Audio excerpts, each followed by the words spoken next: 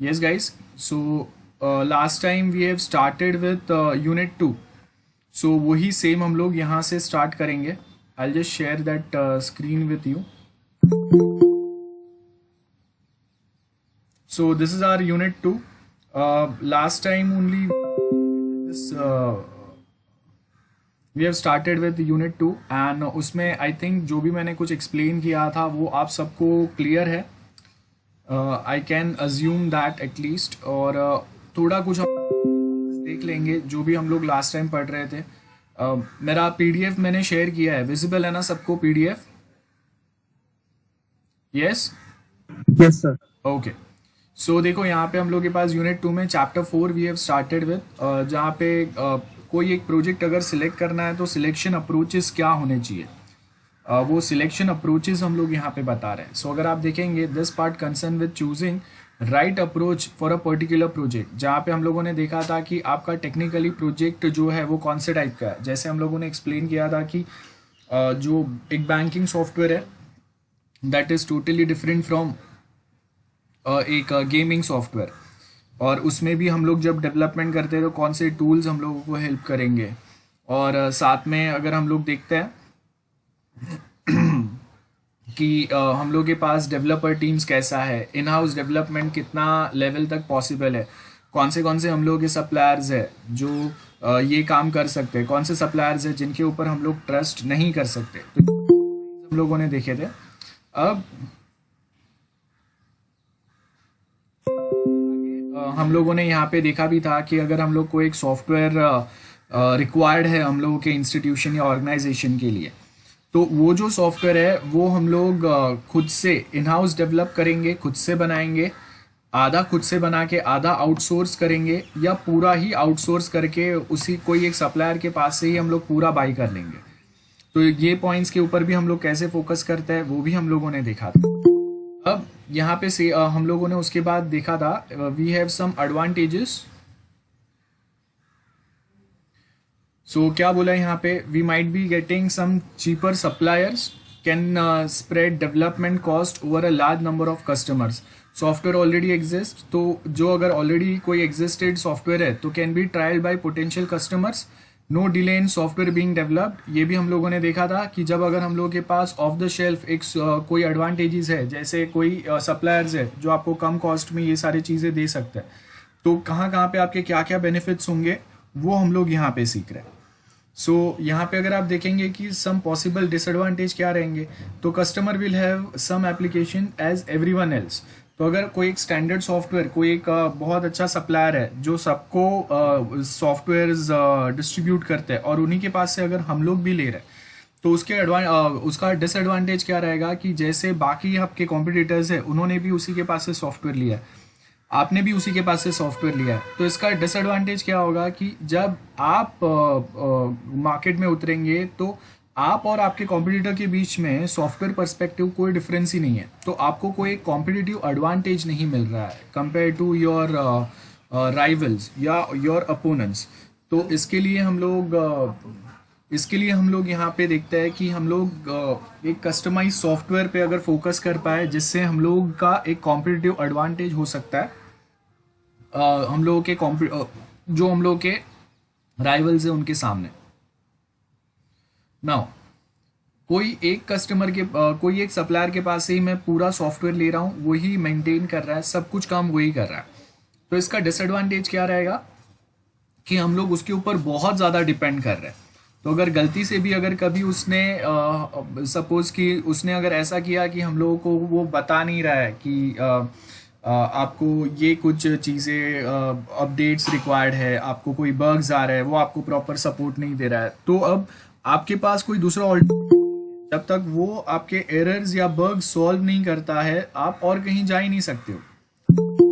और ये भी प्रॉब्लम होता है हम लोग के साथ कि हम लोग ओवर डिपेंड करते हैं कोई रहेंगे उनके ऊपर. सो यहाँ पे ये भी डिसएडवांटेज है. जनरल अप्रोच क्या है, कितना रिस्क है, और जो हम लोग डेवलपमेंट कर रहे हैं उसमें अनसर्टिनिटीज कितना है, तो ये हम लोग देखते हैं. उसके आगे कौन से टाइप का एप्लीकेशन हम लोग बना रहे हैं, इंफॉर्मेशन है या एम्बेडेड सिस्टम है, क्रिटिकल कितना है वो, ये भी देखते हैं हम लोग. क्लाइंट की खुद के रिक्वायरमेंट क्या है, उससे हम लोग कितने लेवल तक मैच कर रहे हैं, ये पॉइंट्स पे फोकस करते हैं। उसके आगे नेक्स्ट जो पार्ट है, जो आज हम लोग जहां से स्टार्ट करेंगे, वो है structure versus speed of delivery. तो स्ट्रक्चर क्या है, हैवी वेट अप्रोचेस। लाइक हम लोग बता रहे हैं कि मेथड्स हम लोग कौन से यूज करेंगे, कौन से SDLCs हम लोग यूज करेंगे, जिससे हम लोग वो एक प्रोडक्ट या सॉफ्टवेयर जो हम लोग बना रहे हैं उसको क्लियरली या केयरफुली हम लोग डिफाइन कर सके, बता सके कि हाँ ऐसा कुछ हम लोगों का सॉफ्टवेयर बनेगा जो काफी हैवी है, और उसको हम लोग कौन से वे में टैकल कर सकते हैं, ये भी हम लोग यहाँ पे फोकस करते हैं। देन नेक्स्ट क्या बोला है, emphasise on getting quality right first time. मतलब मेन आपका फोकस किस पे होना चाहिए, क्वांटिटी पे नहीं, क्वालिटी पे होना चाहिए। और उसके लिए हम लोग फिर UML डायग्राम्स बनाते हैं। USDP छोड़ दो, UML डायग्राम्स हम लोगों को सबको पता है। तो हम लोग ऐसे कोई टेक्निकल डिजाइन्स बनाते हैं, रिमेंबर। तो जहाँ पे हम लोग हर एक मॉडर्न ड्रिवन आर्किटेक्चर का मतलब क्या होगा कि हम लोगों ने एक एक अलग अलग मॉडल्स बनाए, वो हम लोग के प्रोजेक्ट के जो अलग अलग टुकड़े हैं या पार्ट है उसके, और उसके बेस के ऊपर हम लोग एक डिटेल डिजाइन्स बनाएंगे, और वो हम लोग यहाँ पे अप्लाई करेंगे या अप्रोच करेंगे हम लोग। Okay, now before we start with the agile method, I want you all I'll give you 10 minutes time in today's lecture. Right now only I'm giving you 5 to 10 minutes time, जिसके अंदर हम लोगों ने जो RAD model software engineering में पढ़ा था, आप गूगल भी कर सकते हो, और उसके साथ जो वाटरफॉल मॉडल हम लोगों ने पढ़ा था, I just to revise that thing once. Google से मैं आपको क्वेश्चन पूछूंगा रैंडमली, किसी को भी, आपको थोड़ा कुछ बेसिक उसका नॉलेज होना चाहिए। RAD rapid application development model, SDLC पता है हम लोग को, इटरेटिव मैंने सिखाया था, तो वो आपको देखना है यहाँ पे। ओके चलो 5 मिनट में मिलते हैं हम लोग वापस। RAD model, I hope this diagram is visible. Rapid application development, yes sir. हाँ।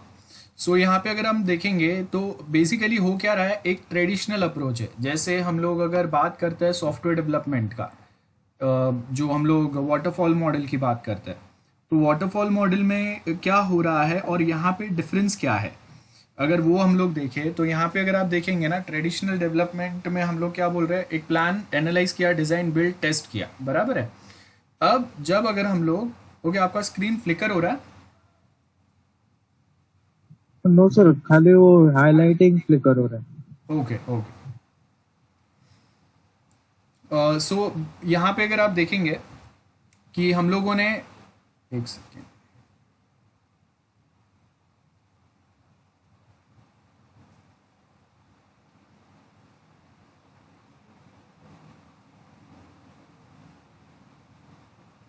सो लोग क्या कर रहे हैं कि हम लोग के पास एक ट्रेडिशनल अप्रोच है, डेवलपमेंट पैटर्न है, और उसके सामने यहाँ पे अगर आप देखेंगे RAD मॉडल है।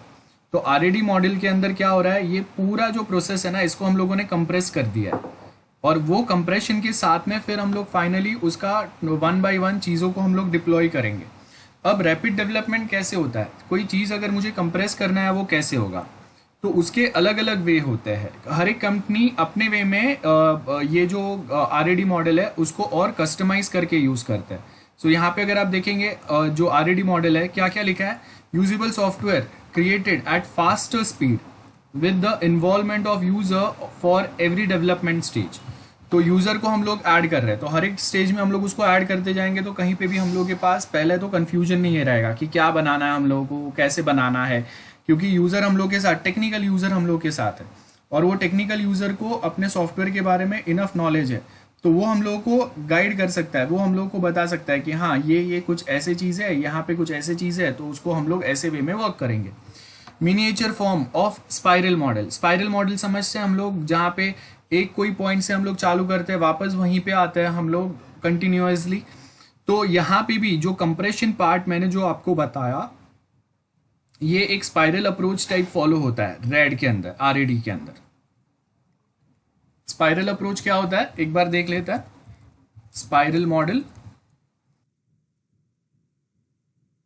तो इमेजेस अगर हम लोग देखें स्पाइरल मॉडल के, हम लोगों ने ऑलरेडी पढ़े हैं बहुत सारे ऐसे इमेजेस। सो अगर कुछ नहीं, अगर हम लोग देखें तो यहाँ पे क्या होगा, ऑब्जेक्टिव है, बराबर है।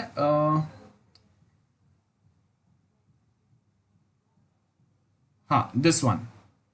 तो यहाँ पे अगर आप देखेंगे,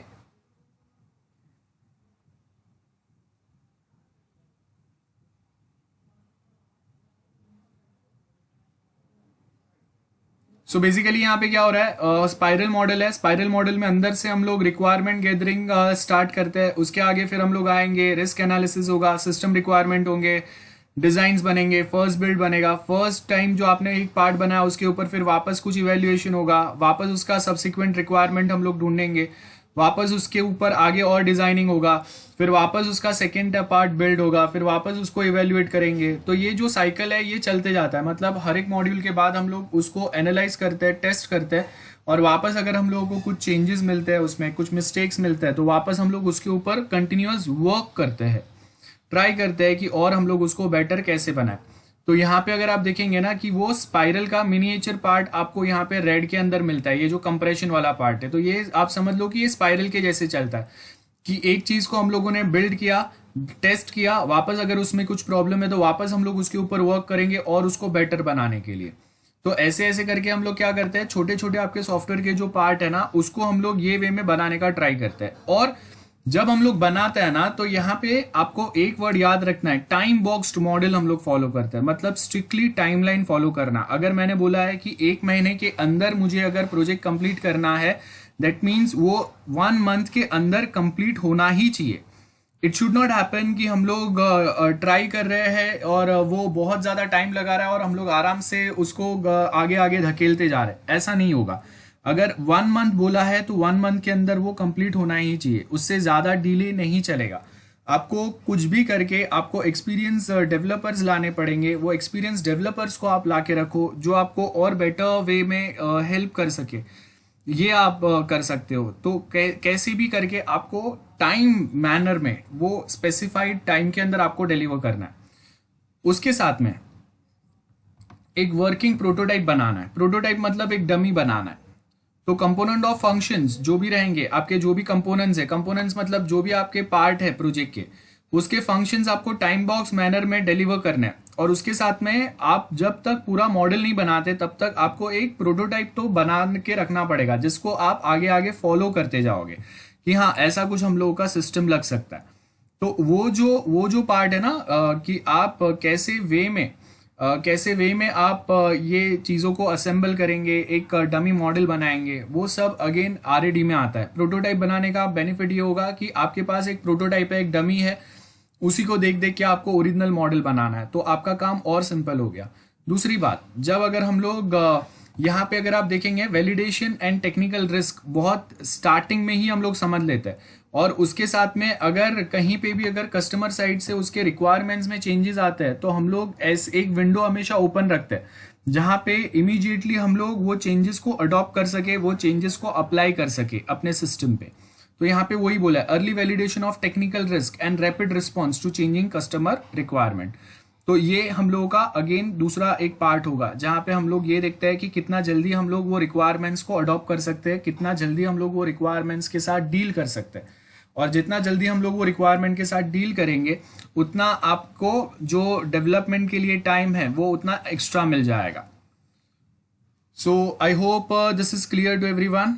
ये हम लोगों का आरएडी मॉडल है। और उसके साथ अगर मैं आपको बेसिक बताऊं आरएडी का, तो जब अगर हम लोग कोई एक अप्रोच फॉलो कर रहे हैं तो यहाँ पे हम लोग ट्राई करते हैं कि कितना कोड हम लोग के पास प्रीवियस प्रोजेक्ट का रेडी है जिसको हम लोग as it is ready use कर सकते हैं। तो उसका बेनिफिट क्या होगा, कोई एक प्रोजेक्ट के लिए आपने सिमिलर टाइप का कोड बनाया हुआ है और या उसका कोई एक पार्ट जो आप ये प्रोजेक्ट में ऐड करेंगे वो आपने बनाया हुआ है, तो आप क्या कर रहे हैं, वो सेम पार्ट को आप यहाँ पे रीयूज कर रहे हैं।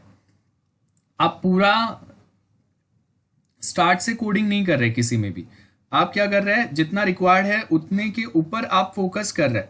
और वो फोकस कैसे होगा हम लोगों का, हम लोग उतना डेवलपमेंट के ऊपर ज्यादा फोकस करेंगे, कि हम लोग वहां पे वो रेडी पार्ट उठाएंगे तो आपका डेवलपमेंट का टाइम बच गया। अभी आपका जो टाइम लगेगा वो किसके लिए लगेगा, इंटीग्रेट करने के लिए, वो चीजों को इंटीग्रेट करके वो चीजों को कनेक्ट करने के लिए, वो चीजों को प्रॉपरली अपना जो प्रोजेक्ट है उसमें ऐड करने के लिए, उसका ही काम होगा यहाँ पे। तो वो यहाँ पे दिया हुआ है। सो यहाँ पे अगर आप देखेंगे ना, अजाइल मेथड्स जो है emphasise on speedy delivery rather than documentation. तो हम लोग क्या करते हैं, जल्दी से जल्दी आपको चीज़ें डेवलप करके भेजना रहता है, हम लोग का मेन फोकस उसके ऊपर रहता है। हम लोग कितना टाइम किस पे लगाएंगे, क्या चीज़ हम लोग कैसे डेवलप करेंगे, वो सब नहीं आ रहा है यहाँ पे। हम लोग स्पीडी डिलीवरी की बात कर रहे हैं। तो rapid application development emphasise on quickly develop prototypes. आप कितना जल्दी एक डमी बना सकते हैं, जितना जल्दी आप डमी बनाएंगे उतना जल्दी हम लोग उसके ओरिजिनल मॉडल पे ज़्यादा से ज़्यादा काम कर सकते हैं। और जितना जल्दी हम लोग उसके ओरिजिनल मॉडल पे काम करेंगे, और जहाँ जहाँ पे रिक्वायर्ड है हम लोग एग्जिस्टिंग जो हम लोग के प्रोजेक्ट्स है उसका कोड हम लोग यहाँ पे रीयूज करेंगे, रीयूजेबिलिटी। तो रैपिड एप्लीकेशन डेवलपमेंट में जैसे हम लोग ऑब्जेक्ट ओरिएंटेड प्रोग्रामिंग में रीयूजेबिलिटी की बात करते हैं, वैसे ही यहाँ पे भी हम लोग उतने ही रीयूजेबिलिटी फैक्टर्स के ऊपर यहाँ पे भी फोकस करता है। देन ज्वाइंट एप्लीकेशन डेवलपमेंट, नाम पे से पता चल रहा है ज्वाइंट एप्लीकेशन डेवलपमेंट। आप देखो यहाँ पे आरएडी के अंदर भी आपने JAD एक वर्ड आपको यहाँ पे दिखेगा। तो ज्वाइंट एप्लीकेशन डेवलपमेंट, नाम पे से पता चल रहा है ज्वाइंट एप्लीकेशन मतलब 2-3 टीम्स जो है आपस में कंबाइन होके वो प्रोजेक्ट्स के ऊपर काम करेंगे, ज्वाइंटली काम करेंगे। सो इंटेंसिव वर्कशॉप देखेंगे, हम लोग यूजर्स के साथ काम करेंगे, और वो जो काम होगा वो हम लोग बेसिकली देखेंगे कि हम लोग के कौन से यूजर्स है, कौन से हम लोगों के लोग हैं जो ऑलरेडी वहाँ पे है, काम कर रहे हैं सिस्टम पे। तो उसको हम लोग अपने टीम में ऐड करेंगे, हम लोग के और कोई एक्सपर्ट्स रहेंगे उनका हम लोग हेल्प लेंगे, ये सब होगा। ओके, तो ये सब होगा, और उसके साथ में फिर हम लोग वो सारे चीज़ों के ऊपर फोकस करते जाएंगे। So process versus process model क्या होगा ये देखते हैं अभी हम लोग।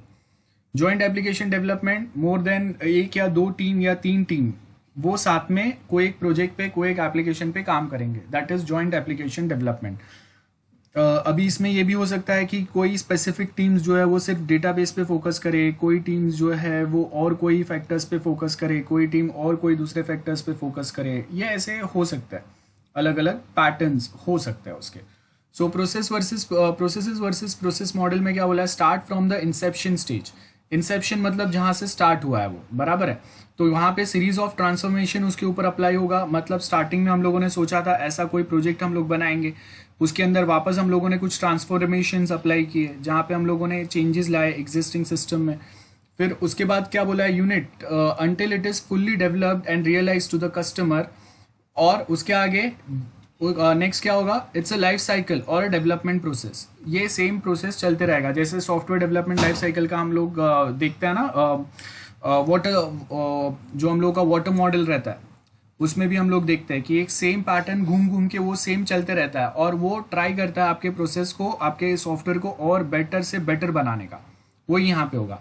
सो life cycle model also called as process model, graphical and textual representation होगा, और उसी को हम लोग कंटिन्यूस फॉलो करते रहेंगे। There are many industries in today's time जो अपने कस्टमाइज ऐसे डेवलपमेंट मॉडल्स बनाते हैं, और वो आपको एक्सप्लेन करेंगे, आपको एक्सप्लेन करने के बाद में आपको एक बार वो समझेगा तब जाके आपको उसके ऊपर वर्क करना रहता है। हम लोग डायरेक्टली कंपनीज आपको नहीं बोलेंगे कि हाँ आपको ये काम करना है, ये काम करना है, हो गया, ऐसा नहीं होता है। बेसिकली कंपनीज जो है वो आपको उसके ऊपर रखेंगे, ट्रेन करेंगे, आपको उनके जो SDLCs है वो सिखाएंगे कि वो कैसे वर्क करता है, वो लोग उसको कैसे प्रैक्टिकली यूज़ करते हैं। एक बार वो समझ में आया तब जाके फिर हम लोग उसके ऊपर काम करेंगे। सो एक सिंगल प्रोसेस है या एक पूरा मॉडल हम लोग फॉलो कर रहे हैं, वो हम लोग देखते हैं यहाँ पे। तो प्रोसेसेस में क्या होगा, स्टार्टिंग प्रोसेस से चालू करेंगे, और मॉडल में क्या होगा, जब से आपका पूरा एक डेवलपमेंट साइकिल चालू होगा तो स्टार्ट से एंड पूरा डेवलपमेंट कंप्लीट होने तक ये वाला पार्ट हम लोग फॉलो करेंगे, that is a process model. Processes में क्या होगा, स्टार्ट जब से कोई एक प्रोसेस चालू होता है आपके प्रोजेक्ट का, तब से हम लोग उसके ऊपर कैसे वे में काम करेंगे वो दिया है। तो आई मीन कुछ ज़्यादा आपको डिफ़िकल्ट चीज़ें यहाँ पे नहीं दी है, बहुत सिंपल चीज़ है जो आप समझ सकते हैं। ओके, अब यहाँ पे जो प्रोसेस मॉडल हम लोगों को बोले हैं, जो लाइफ साइकिल हम लोग फॉलो करते हैं प्रोसेस मॉडल्स के, वाटरफॉल हो सकता है। वाटरफॉल का मतलब क्या है, एक ही बार में पूरा बना दो, उसमें बार बार चेंजेस हम लोग नहीं ला रहे। इंक्रीमेंटल डिलीवरी हो सकता है, या हम लोग कोई जगह पे इवेल्युएशंस अप्लाई कर रहे हैं। तो ये जो हम लोग पैटर्न्स अप्लाई कर रहे हैं कि एग्जिस्टिंग मॉडल्स को हम लोग इवेल्युएट कर रहे हैं और बेटर बनाने के लिए, इंक्रीमेंटल अप्रोच। हम लोगों ने देखा था कि टाइम टू टाइम हम लोग एग्जिस्टिंग जो सिस्टम्स है उसमें और बेटर कैसे कर सकते हैं और क्या चीज़ें ऐड कर सकते हैं जिससे हम लोगों का सिस्टम जो है वो और सिंपल हो जाए, वो पॉइंट्स पे हम लोग फोकस करते हैं। तो इवोल्यूशनरी डेवलपमेंट यहाँ पे होगा। और उसके आगे क्या बोला है, अजाइल मेथड्स हम लोग यूज करेंगे। अजाइल मेथड्स मतलब dynamic methods, time to time, project to project, जिसमें हम लोग मॉडिफिकेशन ला सके। ऐसा नहीं होगा कि कंपलसरी ये काम है तो ऐसा ही आपको करना पड़ेगा, ये काम है तो ऐसे ही करना पड़ेगा, ऐसा नहीं होगा। हम लोग डायनेमिक कैसी चीज़ों को और बना सकते हैं वो यहाँ पे कहाँ बात होगा। तो एक्सट्रीम प्रोग्रामिंग के अंदर अगर आप देखेंगे तो हम लोग यही स्पेसिफिक पॉइंट्स के ऊपर फोकस करते हैं। एक्सट्रीम प्रोग्रामिंग का मतलब क्या है कि जैसे आप देखो कि विंडोज़ ऑपरेटिंग सिस्टम है, तो विंडोज़ ऑपरेटिंग सिस्टम ने एक्सट्रीम प्रोग्रामिंग अप्लाई किया है अपने ऑपरेटिंग सिस्टम पे। कैसे अप्लाई किया वो, कि उन्होंने स्टार्ट किया एक सॉफ्टवेयर बनाने से, एक ऑपरेटिंग सिस्टम बनाने से, फिर थोड़े टाइम में उसको वापस उन्होंने मॉडिफाई किया और कुछ चीज़ें ऐड किए और सर्टन चीज़ें जो काम के नहीं थे उसको डिलीट कर दिए। देन वापस जहाँ पे रिक्वायरमेंट्स थे वहाँ पे उन्होंने मॉडिफिकेशंस किए, लेटेस्ट टेक्नोलॉजी के हिसाब से वापस कुछ अपडेशंस लेके आया उसमें। तो ये हम लोगों का अजाइल मेथड होता है। एक्सट्रीम प्रोग्रामिंग का मतलब है एक ही कोड पे कंटिन्यूअसली वर्क करते रहना और उसको और बेटर से बेटर बनाना। That is what we mean by extreme programming. तो कोई एक सॉफ्टवेयर के ऊपर आप कंटिन्यूअस वर्क कर रहे हो और उसको आप जो फ्यूचर आपके ट्रेंड्स है, करंट ट्रेंड्स जो है उसके कंपैरिजन में और बेटर बनाने का ट्राई कर रहे हैं, ये आपका होगा एक्सट्रीम प्रोग्रामिंग। सो यहाँ पे फर्स्ट हम लोगों को वाटरफॉल दिया है, मैं अभी एक्सप्लेन नहीं कर रहा हूँ। I hope we all aware about waterfall model. Feasibility study होता है सबसे पहले, 3 टाइप के फिजिबिलिटी स्टडीज हम लोगों ने समझे। देन वो होने के बाद में हम लोग यूजर रिक्वायरमेंट्स के ऊपर फोकस करते हैं कि यूजर के एग्जैक्ट रिक्वायरमेंट्स क्या है, वो हम लोग के प्रोजेक्ट के साथ कितने लेवल तक मैच कर रहा है वो आएगा। देन एनालाइज करेंगे वो रिक्वायरमेंट्स को, कैसे हम लोग डेवलप कर सकते हैं, कितने मॉड्यूल्स में हम लोग, कितने मॉड्यूल या कितने पार्ट में डिवाइड कर सकते हैं, कितने टीम्स हम लोगों को लगेंगे जो इसके ऊपर काम करेंगे। देन सिस्टम डिज़ाइन कैसे होगा वो देखेंगे हम लोग। प्रोग्राम डिज़ाइन कैसे होगा वो आएगा। सिस्टम डिज़ाइन मतलब टेक्निकल डिज़ाइंस की हम लोग बात कर रहे हैं यहाँ पे, और वो टेक्निकल डिज़ाइंस के बेस के ऊपर फिर हम लोग प्रोग्राम जो लिखेंगे, एल्गोरिदम जो डिज़ाइन होगा आपका, फ्लो चार्ट जो डिज़ाइन होगा वो फ्लो चार्ट आएगा, और वो फ्लो चार्ट फॉलो करके हम लोग फिर कोडिंग करेंगे। कोडिंग के बाद में टेस्टिंग होगा, टेस्टिंग होने के बाद में हम लोग उसको ऑपरेशनल एनवायरनमेंट में लेके जाएंगे, मतलब क्लाइंट साइड पे डिप्लॉय कर देंगे। ये हम लोग का पैटर्न चलता है। तो यहाँ पे अगर आप देखेंगे ना कि ये जो भी काम करता है उसके लिए हम लोग एक ISO 12207 मॉडल फॉलो करते हैं। तो waterfall approach is usually interpreted and that all work जो है आपका वो एक ही फेज में कंप्लीट हुआ है, और वो प्रॉपरली चेक होने के बाद में कंप्लीट होके उन्होंने आपको हैंड ओवर किया है। तो उसके लिए आप अगर देखेंगे कि अगर उन्होंने गारंटी वो सेम अप्रोच फॉलो किया है कि नहीं, ये मेंशन करने के लिए, ये प्रॉपरली समझने के लिए हम लोग क्या करते हैं बेसिकली, यहाँ पे अगर आप देखेंगे ISO model, ISO approach follow करते हैं हम लोग। तो एक टेक्निकल मॉडल होता है, ये सर्टिफिकेशन आता है आपके साथ में ISO का। तो आपने अगर एक कोई मॉडल, जैसे अगर मैं बोल रहा हूँ वाटरफॉल मॉडल, तो वाटरफॉल मॉडल कितना प्रॉपर आपने फॉलो किया है, कितना डिटेल में आपने उसका डेवलपमेंट किया है, हम लोग उसके ऊपर कितने लेवल तक भरोसा कर सकते हैं, ये सब समझने के लिए हम लोग बेसिकली ISO का वो सर्टिफिकेशन रिक्वायर्ड रहता है। और आपको पता ही होगा कि ISO सर्टिफिकेशन जो आता है वो अगर कोई एक सॉफ्टवेयर के साथ आता है तो कस्टमर्स जो है उसके ऊपर बहुत इजीली भरोसा कर सकते हैं, ट्रस्ट कर सकते हैं। ये हम लोग का जो वाटरफॉल मॉडल है, इसके साथ अगर आपने प्रॉपरली उसका वाटरफॉल के जो भी स्टेप्स है जैसे बताया वो अगर प्रॉपरली फॉलो किया है तो आपको ISO 12207 सर्टिफिकेशन मिलता है उसके साथ। ये हम लोगों का वाटरफॉल मॉडल जो है वो सबसे पहला क्लासिकल मॉडल है, एक स्ट्रक्चर इम्पोज करता है। हर एक स्टेज में आपको वहाँ पे जो भी काम किया है उसको चेक करना रहता है, और एक बार चेक हुआ है तो ही हम लोग उसके आगे वाले स्टेज पे जाते हैं। Because as we know waterfall में हम लोग वापस कुछ मिस्टेक अगर हुआ तो आपको स्टार्ट से वापस चालू करना पड़ेगा, हम लोग बीच में से उसके ऊपर वाले स्टेज पे नहीं जा सकते। तो इसके लिए हर एक स्टेज पे हम लोग चेक करेंगे चीज़ों को, प्रॉपरली अगर है तो ही उसको आगे हम लोग पास ऑन करेंगे। और दूसरी बात कि इसका स्कोप बहुत लिमिटेड है। आज के जो डायनेमिक प्रोजेक्ट्स है जहाँ पे हम लोग गेमिंग की बात करते हैं तो उसमें जितना एम्फोसाइज हम लोग को डेवलपमेंट पे होता है उतना ही टेस्टिंग पे देना पड़ता है और उतना ही ग्राफिक्स पे देना पड़ता है। तो वो टाइम पे ये वाले अप्रोचेस हम लोग फॉलो नहीं करते। और हाँ, वाटरफॉल का जो हम लोग के पास एक ऑल्टरनेटिव है वो है VV मॉडल या V मॉडल, जिसको हम लोग बोलते हैं वेरिफिकेशन एंड वैलिडेशन मॉडल। तो ये हम लोग यहाँ पे एक बार समझेंगे कि वी मॉडल काम कैसे करता है। आप लोगों ने देखा भी रहेगा वी मॉडल, एसी में हम लोगों ने पढ़ा भी था V model. So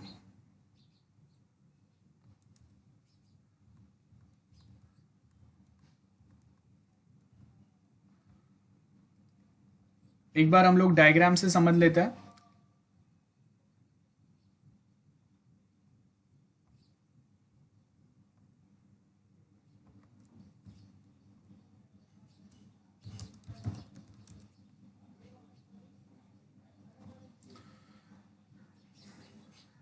so if you can see this diagram, यहाँ पे आपके पास एक साइड जो है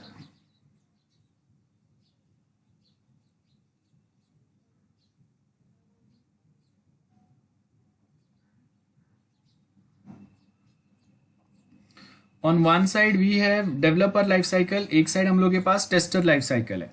मतलब डेवलपर का काम कहाँ से चालू हो रहा है वो हम लोग एक साइड पे बता रहे हैं, like business requirement, business specifications. Business specifications के हिसाब से हम लोग देखेंगे कि कैसा सिस्टम रिक्वायर होगा उसको, वो हम लोग बनाएंगे। उसको बनाने के बाद में यहाँ पे हाई लेवल डिजाइन्स चलेंगे, उसके बाद लो लेवल डिजाइन आएंगे। सो हाई लेवल डिजाइन मतलब एक पूरा मॉडल का एक प्रोटोटाइप हम लोग डिटेल प्रोटोटाइप बनाएंगे।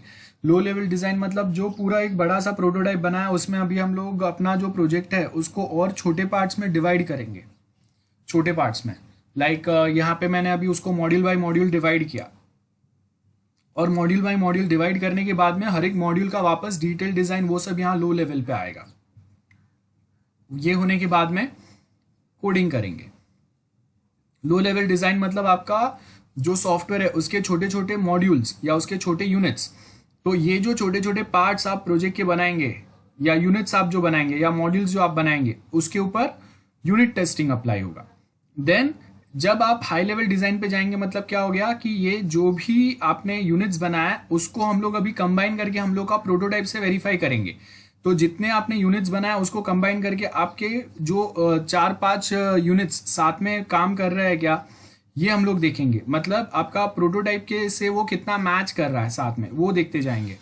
उसके आगे फिर हम लोग क्या करेंगे, ऐसे जो मल्टीपल कंपोनेंट्स आपके बन गए उसके ऊपर फिर हम लोग एक कंपोनेंट को दूसरे कंपोनेंट से इंटीग्रेट करेंगे। तो आपका एक पूरा सॉफ्टवेयर बनेगा। वो पूरे सॉफ्टवेयर के ऊपर हम लोग यहाँ पे अप्लाई करेंगे system and integration testing. So suppose अगर 10 पार्ट है, 10 कंपोनेंट्स है आपके प्रोजेक्ट में, तो 10 के 10 हम लोग साथ में लेके आएंगे और वो यहाँ पे हम लोग एक दूसरे के साथ कैसे काम करते हैं, कैसे बिहेव करते हैं वो समझते हैं।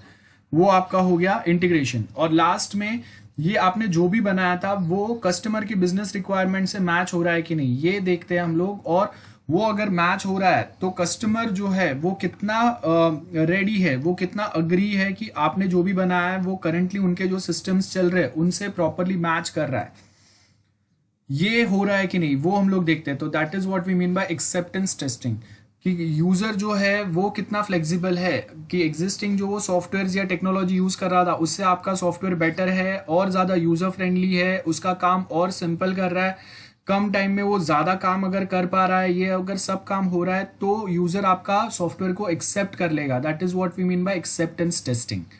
तो ये आपका यहाँ पे चलता है। तो बिजनेस रिक्वायरमेंट के साथ में एक्सेप्टिंग आएगा, सिस्टम के सामने system testing, system and integration testing यहाँ पे आएगा, हाई लेवल पे कंपोनेंट टेस्टिंग आएगा और लो लेवल पे आपके यूनिट टेस्टिंग आएंगे। तो यहाँ पे ये वेरीफाई हो रहा है। वेरीफाई मतलब बिजनेस रिक्वायरमेंट से मैच हो रहे हैं कि नहीं, ये हम लोग वेरीफाई करेंगे।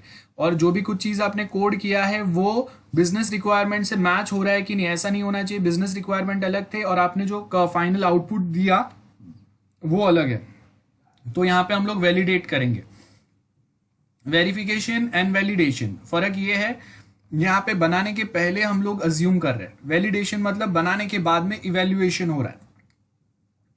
तो बनाने से पहले क्या बनाना चाहिए, कितना बनाना चाहिए, क्या हम लोग के बजट में, वो वेरीफाई करता है। और बनने के बाद में हम लोग के बजट में जो हम लोगों ने सोचा था एग्जैक्टली वैसा ही बना है, जितना बेनिफिट या प्रॉफिट हम लोगों को हो रहा था उससे या होने वाला था उतना ही अभी भी हो रहा है कि नहीं, ये सारे फैक्टर्स पे हम लोग वैलिडेशन फेज पे बात करते हैं। सो यहाँ पे अगर आप देखेंगे वो वी मॉड्यूल आ गया, उसके आगे इवोल्यूशनरी डिलीवरी, प्रोटोटाइपिंग।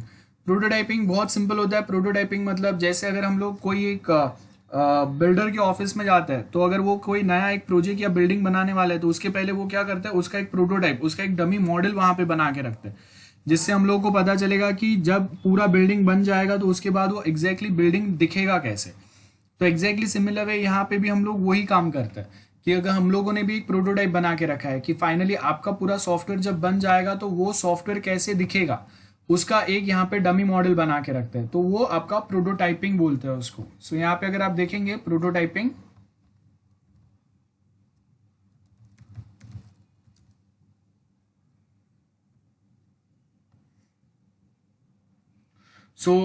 कोई एक मॉडल का जब हम लोग डमी मॉडल बनाते हैं वो प्रोटोटाइपिंग होगा।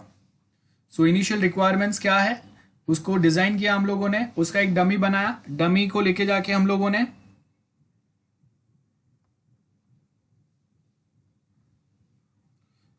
एक इनिशियल रिक्वायरमेंट्स हम लोगों को मिले, वो इनिशियल रिक्वायरमेंट्स के हम लोगों ने डिजाइन किया, उसके बेस के ऊपर हम लोगों ने एक डमी मॉडल बनाया। ये जो डमी मॉडल है इसको हम लोगों ने अगेन कस्टमर रिक्वायरमेंट के साथ में इवेल्युएट किया, कस्टमर के साथ बात किया कि देखो आपने जो रिक्वायरमेंट्स दिए हैं उसके बेस के ऊपर ऐसा कोई प्रोटोटाइप या ऐसा रियल मॉडल बनेगा फ्यूचर में। अगर कस्टमर सेटिस्फाइड है तो ये जो प्रोटोटाइप मॉडल है उसी को लेके जाके हम लोग बाद में डेवलपमेंट पे डालते हैं, फिर वही टेस्ट होगा और बाद में आपका फाइनल मॉडल बन जाएगा। लेकिन अगर कस्टमर बोलता है कि नहीं आपने जो ऐड किया है वो मेरे एक्सपेक्टेशंस के हिसाब से ऐसा नहीं है, ये कुछ मेरे रिक्वायरमेंट्स है जिसके ऊपर आपने फोकस ही नहीं किया या वो आपने मिस आउट कर दिया, तो वापस उसको हम लोग रिव्यू करेंगे और जहां पे भी रिक्वायर्ड है वहां पे अपडेट्स हम लोग ऐड करेंगे। उसमें अपडेट्स मतलब कुछ चीज जो जरूरी नहीं है वो निकाल दो, कुछ चीज जो आपने मिस आउट किया है उसको ऐड कर दो, फिर वापस डिजाइन होगा, वापस प्रोटोटाइपिंग, वापस कस्टमर के पास इवेल्युएट करेंगे, अगर सेटिस्फाइड है तो डेवलप करो। तो ये अगर मेरे प्रोजेक्ट के 10 पार्ट अगर बने हैं ना तो एक पूरा प्रोटोटाइपिंग बनेगा, या हम लोग 10 पार्ट के लिए एक छोटे छोटे प्रोटोटाइप्स बना के उसको भी हम लोग कस्टमर के पास लेके जाके बात कर सकते हैं। ये दोनों वे में प्रोटोटाइपिंग जो पैटर्न है वो काम कर सकता है। यहाँ पे वही हम लोग को दिया है। Throw away prototyping and evolutionary prototyping. Throw away मतलब एक बार यूज करो खत्म हो गया। इवोल्यूशनरी का मतलब क्या है, एक प्रोटोटाइप मैंने कॉलेज सिस्टम के लिए मैंने सपोज XYZ को एक कॉलेज के लिए बनाया था, अब जब मैं दूसरे कोई कॉलेज के लिए भी अगर प्रोजेक्ट उठा रहा हूँ तो वापस मैं एक नया प्रोटोटाइप पूरा खुद से नहीं बनाऊंगा, मेरे एग्जिस्टिंग जो प्रोटोटाइप है ना उसी को मैं वापस रीयूज करते रहूंगा आगे आगे, उसी में चेंजेस अपडेशंस करके। तो प्रोटोटाइपिंग में भी मेरा मेहनत बहुत ज़्यादा कम हो जाता है, बिकॉज अगर कॉलेज के लिए एक वेबसाइट मुझे बनाना है तो अगर मैं उसको दालमिया के लिए बनाऊँ या बाजू में सराफ कॉलेज के लिए बनाऊँ, दोनों कॉलेजेस ही है, दोनों के ऑलमोस्ट जो भी रिक्वायरमेंट है वो काफ़ी लेवल तक सिमिलर ही रहेंगे। तो वो टाइम पे हम लोग बेसिकली यहाँ पे क्या करेंगे कि हम लोग देखेंगे कि हाँ हम लोगों का कितना बेनिफिट हो रहा है, तो उसके हिसाब से हम लोग वो सिस्टम्स को अपने हिसाब से इवॉल्व करते जाएंगे, अपडेट करते जाएंगे और उसी को रीयूज करेंगे। तो रीयूज जब आप करेंगे एक ही चीज को, तो क्या हो गया, RAD वाला अप्रोच आ गया, रैपिड एप्लीकेशन डेवलपमेंट, क्योंकि आप हर एक चीज स्क्रैच से खुद से नहीं बना रहे, बहुत सारी चीजें जो आपके पास रेडी है आप उसी को देखते हैं कि मैं वापस कैसे रीयूज कर सकूं, कम मेहनत में आप ज्यादा काम कैसे कर सकते हैं। That is what we mean by rapid application. या कोई एक चीज को हम लोग शॉर्टकट वे में कैसे बना सकते हैं, that is what we mean by RAD model. Rapidly develop करने का मतलब है जहाँ जहाँ पे, जैसे आप TY का प्रोजेक्ट है तो TY का प्रोजेक्ट में हम लोग ये देखेंगे कि हम लोग के पास अगर 4-5 प्रोजेक्ट मुझे मिल गए सपोज, तो मैं वो 4-5 प्रोजेक्ट में के जो कोड है ना उसी को मैं वापस अपने प्रोजेक्ट में रीयूज कर लूंगा, मैं खुद से सारे टाइपिंग नहीं करूंगा। मेरा काम क्या रहेगा, लॉगिन का मुझे कोड ये वाले कोई प्रोजेक्ट में से मिल गया अच्छा सा है लॉगिन साइनअप का, देन यूजर का जो प्रोफाइल बन रहा है उसका कोड मुझे कोई दूसरे प्रोजेक्ट में से मिल गया जो काफ़ी अच्छे से उसने डेवलप किया है, तो ये सारे कोड को ले उठा के मुझे खाली इंटीग्रेट करना है एक प्लेटफॉर्म पे, मुझे अपना दिमाग वो इंटीग्रेशन में लगाना है। कोडिंग का मेरा मेहनत बच गया क्योंकि वो सारी चीज़ें मेरे पास रेडीली अवेलेबल है। बहुत सारे प्रोजेक्ट्स जो मुझे बनाने हैं वैसे रेडीली अवेलेबल है, तो उसमें से ही मैं बहुत सारे मॉड्यूल्स को रीयूज करूंगा, मैं अपना दिमाग कम लगाऊंगा और जो एग्जिस्टिंग बना हुआ है उसी को कैसे मैं रीयूज कर सकता हूँ उसमें मैं अपना दिमाग ज़्यादा लगाऊंगा। तो आपका वो थ्रो अवे या इवोल्यूशनरी प्रोटोटाइप हो सकता है। प्रोटोटाइप ह्यूमन कंप्यूटर इंटरफेस हो सकता है यहाँ पे आप अगर देखेंगे तो, और उसके आगे क्या क्या फंक्शनलिटीज़ रहेंगे ये सब हम लोग ऐड करते जाएंगे प्रोटोटाइपिंग में। प्रोटोटाइपिंग क्यों ज़रूरी है, इससे आप बहुत सारी चीज़ें सीख सकते हो बनाने के पहले। आपका कस्टमर के साथ में कम्युनिकेशन और इम्प्रूव हो सकता है बिकॉज उसके पास एक डमी मॉडल है, तो आप क्या बोल रहे हो टेक्निकली वो उसको क्लियरली समझ में आएगा वो देख के, बिकॉज बहुत बार आप क्या बोल रहे हो कस्टमर को वो समझ में नहीं आता है। यूज़र इन्वॉल्वमेंट जो है वो ऑफ कोर्स बढ़ जाएगा, फीडबैक का एक लूप चलते रहेगा। तो हमेशा आप जब एक छोटा सा प्रोटोटाइप बना के आप कस्टमर को अप्रोच करोगे तो उसको क्लियरली पता रहेगा कि उसने क्या रिक्वायरमेंट दिए थे, आपने वो रिक्वायरमेंट को अपने नए मॉड्यूल में या नए रिक्वायरमेंट में फुलफिल किया है कि नहीं, ये भी उसको पता चलेगा। देन डॉक्यूमेंटेशन का मेहनत उतना कम हो जाएगा, बिकॉज आपको क्या करना है, कंटिन्यूअस फीडबैक लेना है और वो फीडबैक के बेस के ऊपर फाइनल जो मॉडल बनेगा वो ही आपको ऐड करना है। तो आपके जो प्रोजेक्ट डॉक्यूमेंट बनेंगे ना उसमें बार बार अपडेशंस नहीं आएंगे।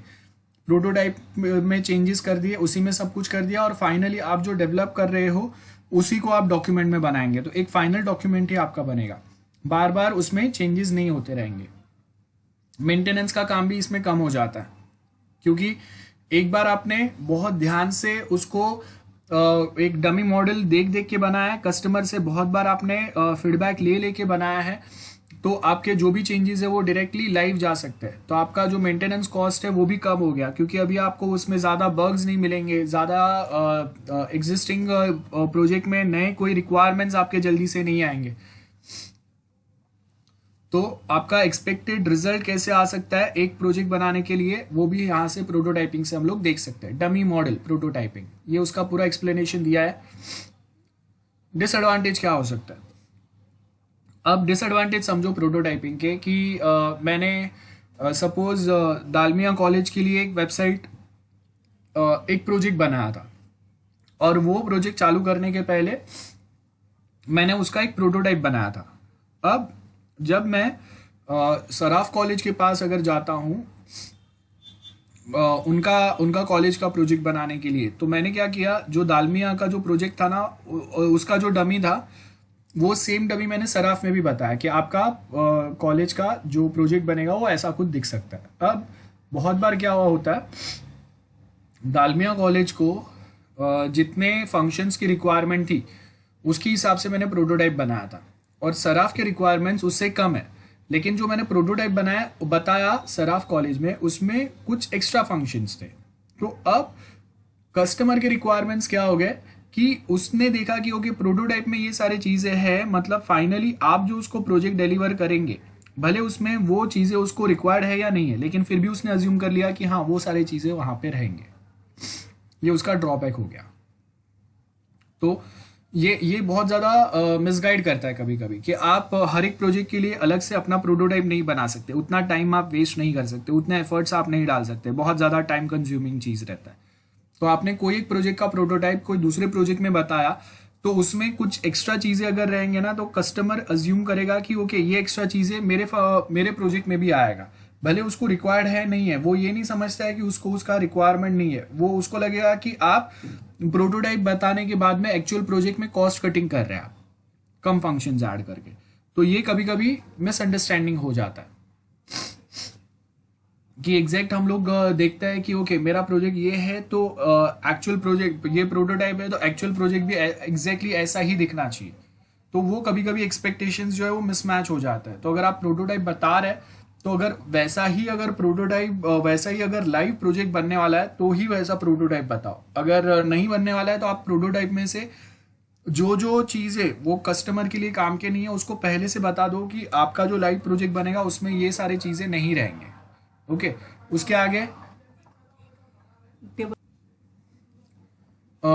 उसके आगे कभी कभी हम लोग देखते हैं कि प्रोटोटाइप में आपका क्या प्रोजेक्ट है, उसके स्टैंडर्ड्स क्या है। तो कभी कभी प्रोटोटाइप में आपने जितना कुछ आप डमी बना रहे हो प्रोटोटाइप, ये समझो, तो आपने प्रोटोटाइप जितना डमी बनाया है, जितना उसको बहुत अच्छा सा सजा धजा के अपने कस्टमर को बताया, बहुत बार रियल में जब आप बनाते हो तो वहाँ पे ये चीज़ पॉसिबल नहीं होता है कि आपने प्रोटोटाइप जितना अच्छा बनाया उतना आपका फाइनल प्रोजेक्ट अच्छा बनेगा कि नहीं बनेगा। और उसके आगे जब आप प्रोटोटाइप बनाते हैं तो आपका एडिशनल एक्सपेंसेस जाते हैं, क्यों? बिकॉज आप एक डमी बना रहे हैं। तो अगर डेवलपमेंट जो आपको प्रोजेक्ट डेवलपमेंट करना है उसका एक डमी है, तो वो डमी मतलब अगर मैं लॉग इन करता हूं तो उसके बाद एक आधा कोई पेज दिखना चाहिए, साइन अप करता हूं तो एक आधा पेज दिखना चाहिए, अगर प्रोफाइल बनता है तो एक आधा पेज दिखना चाहिए। तो एग्जैक्टली सिमिलर वे वहाँ पे एडिशनल एक्सपेंसेस आते हैं हम लोगों का प्रोटोटाइप बनाने के लिए, वहाँ पे भी हम लोगों का टाइम जो है वो इन्वेस्ट होता है। और उसके साथ में प्रोटोटाइप में हम लोग फोकस किस पे करते हैं? यूजर फ्रेंडली, आपका इंटरफेस कितना ज़्यादा यूजर फ्रेंडली है। और आप जब अगर एक हम लोग बोल सकते हैं कि यूजर फ्रेंडली बनाने के चक्कर में कभी कभी ऐसा भी हो सकता है कि आपने जो एक्सपेक्ट किया था या आप जो बना रहे उससे कुछ ज़्यादा कम आपका प्रोजेक्ट बन रहा है। आपको कौन से टाइप के मशीन्स या सॉफ्टवेयर रिक्वायर्ड रहेंगे, या आपको एग्जिस्टिंग सॉफ्टवेयर आपका एग्जिस्टिंग मशीन का कॉन्फ़िगरेशन में कुछ चेंजेस करने पड़ सकते हैं। तो ये कुछ एक्सपेंसेस भी आता है। मतलब मैं प्रोटोटाइप, जैसे आप एग्जांपल समझ लो कि अगर हम लोग एक स्पोर्ट्स कार बनाते हैं तो स्पोर्ट्स कार बनाने के पहले उसका एक प्रोटोटाइप बनता है, डमी मॉडल बनता है, जिसमें हम लोग जाके देखते हैं कि अगर इसका इतना सीसी का अगर इंजन है तो वो जो इंजन है वो अगर क्या स्पीड पे हम लोग कार को लेके जाएंगे तो 1 to 5 सेकेंड में क्या स्पीड पे वो जा सकता है, उसका माइलेज क्या आ सकता है, अगर हम लोगों का कार का वेट कितना होना चाहिए, वो इंजन वो साइज के हिसाब से, वो जो स्पीड पे चलेगा उसके हिसाब से।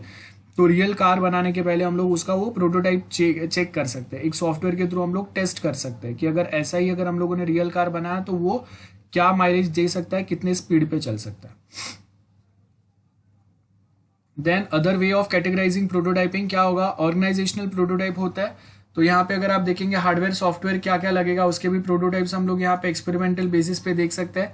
कोई एक एप्लीकेशंस जो है वो भी हम लोग यहाँ पे बता सकते हैं, वही आपको बेसिक दिया हुआ है। Okay, partial working model, vertical and horizontal. Vertical model मतलब अगर मैंने कोई एक प्रोजेक्ट को 4 मॉड्यूल में डिवाइड किया है। ओके, ध्यान से सुनना, वर्टिकल एंड हॉरिजॉन्टल क्या होगा। वर्टिकल मतलब सीधा सीधा 4 पार्ट्स रहेंगे, मेरे 4 कॉलम्स रहेंगे टेबल के। अब फर्स्ट जो कॉलम है like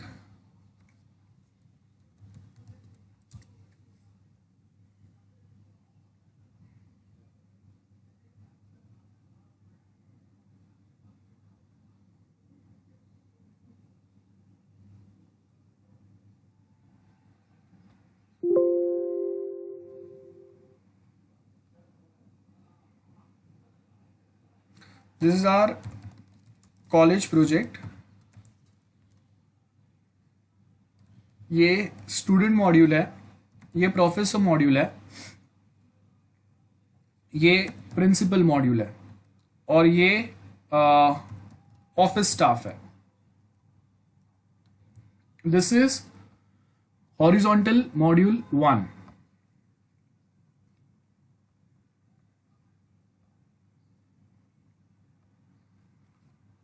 This is horizontal module 2.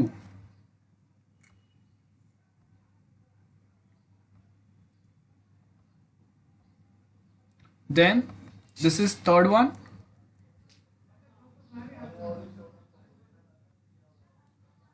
This is fourth one.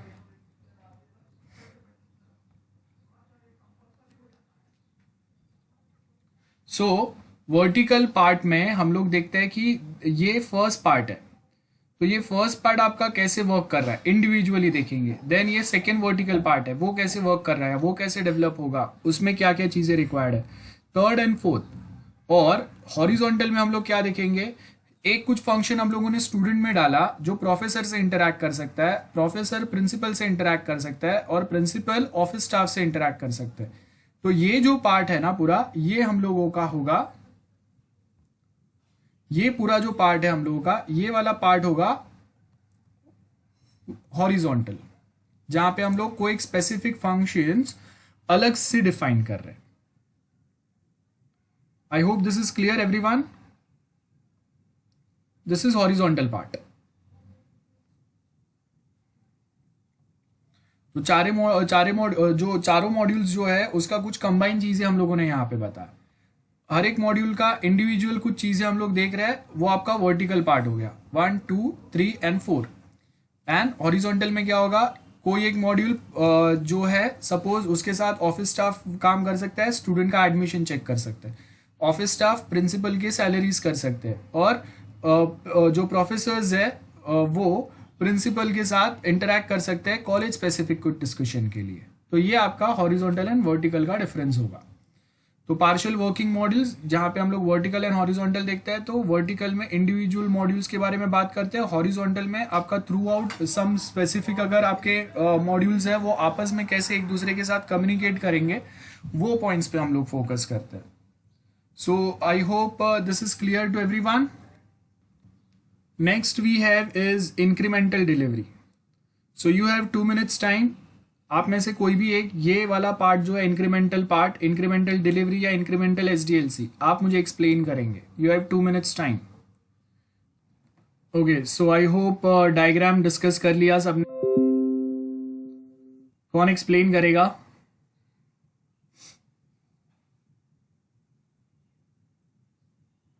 Aditya 309. Yes, sir. Yeah, can you explain? What do you understand from this diagram? बहुत सिंपल सा डायग्राम है. इंक्रीमेंटल, इंक्रीमेंट्स हो रहा है ना, like this is हाँ sir. 1, this is increment 2 and this is increment 3. Yes, can you explain क्या है exactly? सर मतलब हर एक हर एक प्रोग्राम को डिवाइड करके, डिजाइन करके, डिलीवर करके ये किया.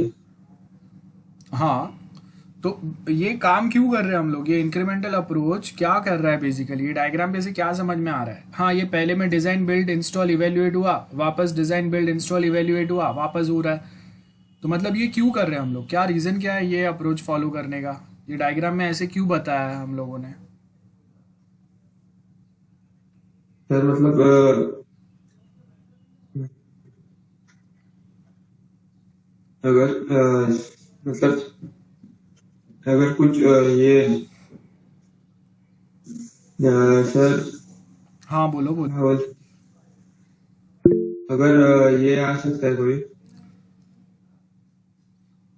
मतलब कुछ क्वेरी आता है डिलीवर करने के बाद, तो फिर से डिजाइन के जाके इटरेटिव मॉडल जैसे बता सकते हो. Incremental delivery and incremental model same ही है भाई. ठीक है, इंक्रीमेंटल डिलीवरी मतलब हम लोग क्या कर रहे हैं? फर्स्ट हम लोगों ने कुछ बनाया, उसको डिलीवर कर रहे हैं. सेकंड में हम लोग कुछ डिलीवर कर रहे हैं. थर्ड में डिलीवर कर रहे हैं. तो अगर मैं इंक्रीमेंटल अप्रोच फॉलो करूंगा तभी तो इंक्रीमेंटल डिलीवरी होगा. तो दोनों सेम ही काम कर रहे हैं, दोनों सेम ही है. समझ में आ रहा है आपको? निखिल, आपने क्वेश्चन पूछा था, उसका आंसर है इंक्रीमेंटल डिलीवरी और ये सेम है. हाँ सर. हाँ. मुकुल 327. Yes sir. हाँ, can you explain? Sir incremental model का मतलब इंक्रीमेंटल डेरिवेटिव सर, जैसे अभी एक फंक्शन अगर हो रहा है तो हाँ. एक फंक्शन जैसे अगर फुल अगर हो चुका है ना वर्क करके, तो उसको जैसे मतलब मैं बना दिया एक प्रोजेक्ट पूरा बना नहीं है ना भाई, यहाँ पे ये हम लोग का प्रोजेक्ट का सर नहीं, जैसे एक बनाना. फंक्शन है, जैसे आपने design build install and evaluate किया ना, तो ये जैसे हाँ. अगर ये पूरा ये फर्स्ट इंक्रीमेंटल डिलीवरी हो गया ना, तो ये हम लोग सामने वाले क्लाइंट को दे सकते हैं. तो ये हाँ. अपना फर्स्ट लाइन कंप्लीट होगा, फिर हम लोग ऐसी सेम वर्क सेकंड वाले इंक्रीमेंटल पे करेंगे. तो जैसे अपना एक फंक्शन हो रहा है उसको डिलीवर किया, सेकंड हो रहा है डिलीवर किया, उसको Okay. इंक्रीमेंटल मॉडल ही बोलते हैं. ठीक है. सो सबसे पहले तो देखो यहाँ पे एक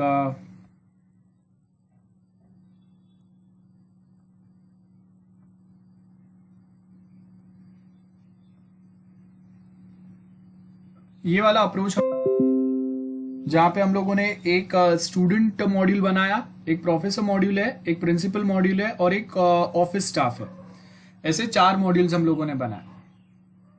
अब मुझे क्या चाहिए? सबसे पहले मुझे कॉलेज में स्टूडेंट्स का एडमिशन ऑनलाइन होना चाहिए, कि एडमिशन का काम जल्दी से जल्दी होना चाहिए. स्टूडेंट्स का एडमिशन अगर हो गया, कॉलेज स्टार्ट हो गया, तो उसके बाद हम लोग और उसमें डेवलपमेंट्स कर सकते हैं. तो मैंने पूरे प्रोजेक्ट को 4 पार्ट में डिवाइड करके सबसे पहला इंक्रीमेंटल डिलीवरी के लिए मैंने सिलेक्ट किया स्टूडेंट मॉड्यूल को. अब स्टूडेंट मॉड्यूल मुझे बनाना है, तो मैंने क्या किया? एक टीम असाइन किया और वो टीम क्या करेगा? स्टूडेंट मॉड्यूल का जो भी डेवलपमेंट हम लोगों को करना है उसको डिजाइन बिल्ड इंस्टॉल करके चेक करेंगे फाइनली कॉलेज साइट पे कि हाँ स्टूडेंट मॉड्यूल का जो हम लोगों ने एडमिशन प्रोसेस का जो चीज़ें डेवलप की है वो प्रॉपर चल रहा है कि नहीं चल रहा है, उसको इवेल्युएट करेंगे. अगर चल रहा है प्रॉपरली तो फिर हम लोग इसको लाइव कर देंगे. मतलब आपका सबसे पहले जो प्रोजेक्ट बनने वाला है पूरा, उसमें स्टूडेंट एडमिशन ऑनलाइन हो गया. ये प्रोसेस हम लोगों का एक कंप्लीट हो गया. ये फर्स्ट डिलीवरी हो गया आपका स्टूडेंट मॉड्यूल का. एडमिशन प्रोसेस कंप्लीट हो गया, एडमिशन ऑनलाइन होगा, वो ऑनलाइन जाके अपने फीस के बारे में देख सकते हैं, भर सकते हैं, सब कुछ हो गया. अब दूसरी बात, ये जो हम लोगों का प्रोजेक्ट है, इसमें जो एडमिशन करेंगे उनके फीस प्रॉपर मिले हैं नहीं मिले हैं, और किसको कौन से स्ट्रीम में एडमिशन मिलना चाहिए नहीं मिलना चाहिए, कितने परसेंटेज है, ये सब कौन देख रहा है? ऑफिस स्टाफ देख रहा है। ऑफिस स्टाफ उनके फीस का पूरा ट्रैक रख रहे हैं। ओके, तो वो नॉन टीचिंग स्टाफ है, जहाँ पे जाके आप एडमिशन फॉर्म, अपने डॉक्यूमेंट सब कुछ सबमिट करेंगे और वो बाद में वेरीफाई करेंगे किसी के कोई डॉक्यूमेंट मिसिंग है या एनी XYZ प्रॉब्लम्स जो भी है। तो सेकेंड इंक्रीमेंटल डिलीवरी जो आएगा हम लोगों का, वो आएगा ऑफिस स्टाफ। तो वो ऑफिस स्टाफ वाला जो पार्ट है, उसके रिक्वायरमेंट्स हम लोगों को पता है, क्योंकि रिक्वायरमेंट्स इसके पहले हम लोगों ने बहुत स्टार्टिंग में यहाँ पे ही सारे रिक्वायरमेंट्स गैदर करके उसको अलग अलग मॉड्यूल में डिवाइड किया है, जिसमें से फर्स्ट वाला मेरा ये इंक्रीमेंटल डिलीवरी है, ये फर्स्ट मॉड्यूल है। This is my second module जो ऑफिस स्टाफ वाला है। और ये क्या है, जब तक स्टूडेंट मॉड्यूल कंप्लीट नहीं होगा तब तक उसके फीस को ऑफिस स्टाफ ट्रैक नहीं कर सकता। तो इसके लिए मैंने देखा कि सबसे पहले स्टूडेंट का काम चालू करो। स्टूडेंट का काम अगर वो प्रोजेक्ट पे अगर चालू होता है कॉलेज वेबसाइट पे, तब जाके फिर जो ऑफिस स्टाफ है वो उनको ट्रैक कर सकते हैं, डिफॉल्टर्स का लिस्ट निकाल सकते हैं, कोई स्पोर्ट्स जो हम लोगों का चले गए उसके कुछ डिटेल निकाल सकते हैं, और भी बहुत सारे काम कर सकते हैं। तो हम लोगों ने सीक्वेंस वाइज देखा कि किसको सबसे पहले आपको ऐड करना है। वो इंक्रीमेंटल मॉडल में सबसे, इंक्रीमेंटल डिलीवरी में सबसे ऊपर आया, जिसको हम लोग, जो मॉड्यूल को हम लोग सबसे पहले डेवलप करेंगे, उसके बाद उसके ऊपर कौन डिपेंड कर रहा है उसको डेवलप करो।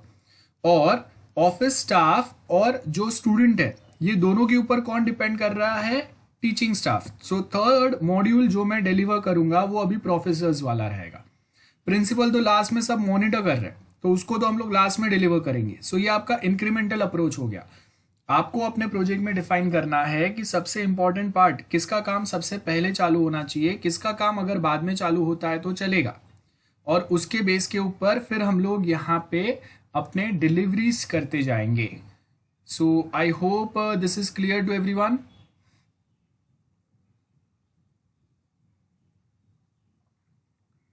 यस एवरीवन, क्लियर है सबको? Yes sir. ओके, सो वो वे में आपको यहाँ पे हाईलाइट करने आना चाहिए। सो इंक्रीमेंटल डिलीवरी प्रोसेस में अगर हम लोग देखेंगे तो स्टार्टिंग में क्या दिया है? Delivery plan, incremental delivery plan. जैसे मैंने आपको कॉलेज वेबसाइट में बताया कि सबसे पहले अगर हम लोग प्रोजेक्ट बना रहे तो स्टूडेंट्स के लिए बना रहे, तो सबसे पहले तो आइडेंटिफाई करो कि कौन सबसे पहले आ रहा है, उसको ऑब्जेक्टिव क्या है उसको सबसे पहले लाने के। सबसे पहले लाने का ऑब्जेक्टिव क्या है? कॉलेज का वेबसाइट हम लोग बना रहे हैं तो मेनली स्टूडेंट्स का जो काम है, उनके रिलेटेड जो वर्क है, उसी को सिंप्लीफाई करने के लिए बना रहे हैं, तो सबसे पहले उनको ही लेके आओ।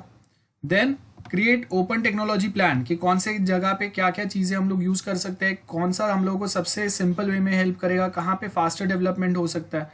और उसके बाद फिर हम लोग module by module incremental plan करेंगे, और वो प्लान करने के बाद में फिर हम लोग क्या करेंगे? Design, build, implement, evaluate. वापस अगर उसमें कुछ प्रॉब्लम है तो फीडबैक लो, फीडबैक लेने के बाद में वापस अगर कुछ चेंजेस की जरूरत है तो वापस ये चलेगा। तो ये जो है ये रिपीट होते रहेगा for each and every other module और each and every other increment जो आप एग्जिस्टिंग मॉड्यूल के अंदर करेंगे। तो ये आपका इंक्रीमेंटल अप्रोच हो गया कि जहाँ पे हम लोग एग्जिस्टिंग मॉड्यूल के अंदर ऐड कर रहे हैं चीजें। जैसे मैंने आपको क्या बोला कि फिलहाल के लिए मैंने सबसे पहले प्रोजेक्ट में क्या बोला है, स्टूडेंट का एडमिशन ऑनलाइन होना चाहिए। अब एडमिशन ऑनलाइन हो गया तो फिर हम लोगों ने क्या किया, ऑफिस को एडमिशन प्रोसेस ऑनलाइन ट्रैक करने के लिए हम लोगों ने ऑफिस स्टाफ का वो वाला पार्ट बना दिया। अब मैं उसके आगे क्या करूंगा, ऑफिस और स्टूडेंट दोनों के साथ कोऑर्डिनेट करने के लिए प्रोफेसर्स को मॉड्यूल हम लोगों ने वो वाला बना दिया।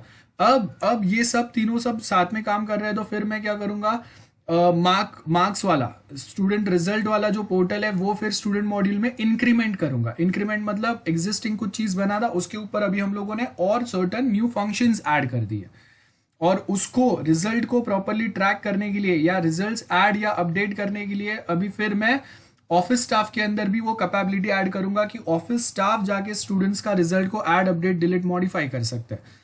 और उसके बेस के ऊपर फिर प्रोफेसर्स मॉनिटर करेंगे कि उनका रिजल्ट कैसा आया है, कौन से स्टूडेंट्स जो है वो जस्ट पास हो रहे हैं, कौन से जो है वो बॉर्डर पे है जिनको हम लोग ग्रेस मार्क देके पास कर सकते हैं।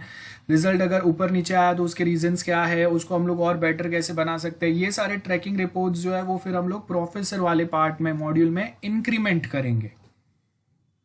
सो ये वे में थोड़ा थोड़ा थोड़ा थोड़ा हर एक मॉड्यूल में धीरे धीरे धीरे धीरे इंक्रीमेंट होगा, इवेल्युएट होगा, फीडबैक लेंगे। वापस अगर हम लोगों को लगा कि हाँ कुछ चीज़ अभी भी मिसिंग है, तो उसमें वापस हम लोग वो फीडबैक के बेस के ऊपर चीज़ों को और इम्प्रूव करते जाएंगे।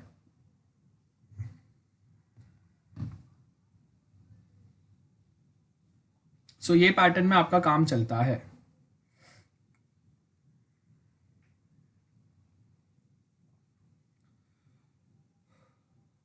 So I hope this is clear to everyone.